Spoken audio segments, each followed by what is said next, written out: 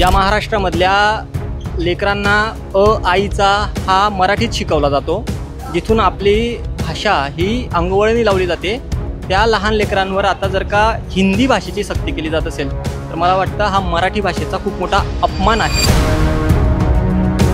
आता मुंबई घ्या, हळूहळू काय कित्येक असे ठिकाण आहे जे मराठी ऐकायला सुद्धा भेटत नाही। जाणून बुजून शरणा काय आपण स्वतःहून बोलले तर आपली मराठी माणसंच कधी हिंदीमध्ये बोलतात। एवढी म्हणजे प्रमाणाच्या बाहेर आपली लुप्त पावत चाललेली।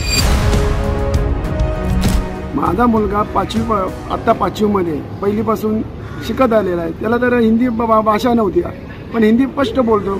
मग हिंदीची सक्ती पहिलीपासून काय पाहिजे? पहिलीपासून जे हिंदी सक्ती केलेली आहे ते सरासर म्हणजे चुकीचं आहे।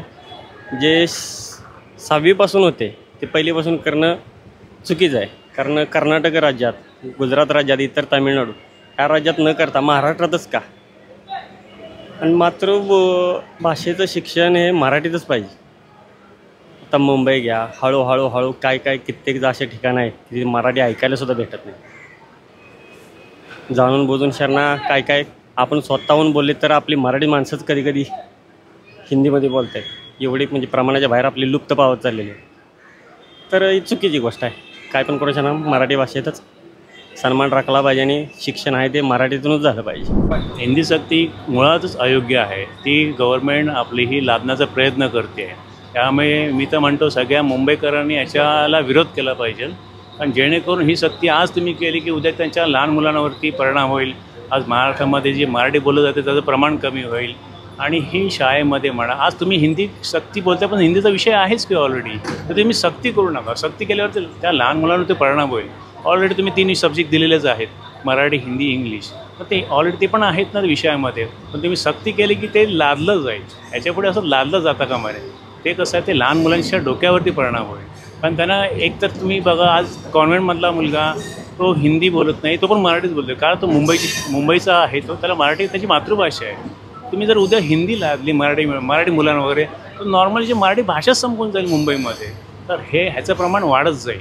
आज आपल्याला वाटतं आहे ते एवढा मोठ्या प्रमाणे ह्याचा काय उपयोग हे होणार नाही वगैरे, पण फ्युचरमध्ये आहे ना, हा जास्त परिणाम होईल मुंबईवरती। ज्या महाराष्ट्रामध्ये ज्ञानेश्वरांची ज्ञानेश्वरी, तुकारामांची गाथा या आपल्यासाठी आदर्श आहेत, ज्या महाराष्ट्रामधल्या लेकरांना आईचा हा मराठीत शिकवला जातो, जिथून आपली भाषा ही अंगवळणी लावली जाते, त्या लहान लेकरांवर आता जर का हिंदी भाषेची सक्ती केली जात असेल तर मला वाटतं हा मराठी भाषेचा खूप मोठा अपमान आहे।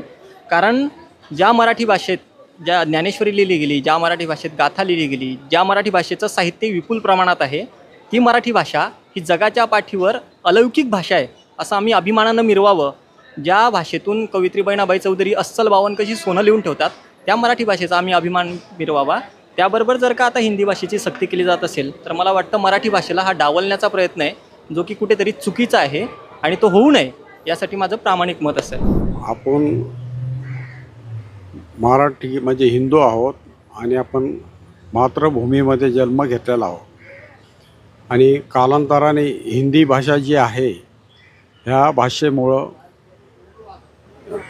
मराठी भाषेला तडा जाऊ शकतो, त्यात शंका नाही। आणि इथून पुढे मराठीची ही जी परंपरा आहे ती कायमस्वरूपी चालू असावी आणि चालू राहावी, हा माझा हेतू आहे। हिंदीची सक्ती नसली पाहिजे, आणि मला असं वाटतं की बाकीच्या राज्यांमध्ये तर ती सक्ती नसते किंवा नाही आहे, तर ती आपल्यातच महाराष्ट्रात कशाला असली पाहिजे असं मला वाटतं। अयोग्य आहे। का बरं? म्हणजे हिंदी भाषा आपली चला ठीक आहे, बोलता येणं ते बरोबर गरजेचं आहे, पण माझा मुलगा आता पाचवीमध्ये पहिलीपासून शिकत आलेला आहे, त्याला तर हिंदी भाषा नव्हती, पण हिंदी स्पष्ट बोलतो। मग हिंदीची सक्ती पहिलीपासून काय पाहिजे? हिंदी बोलता येणार सामान्य माणसाला, पण शिकवायची गरज नाही, शिकवायची गरज नाही। ते असं एकदम बोलण्याची राज साहेब जे बोलतात ते बरोबर आहे, त्यांच्याविषयी ते काय हेच नाही।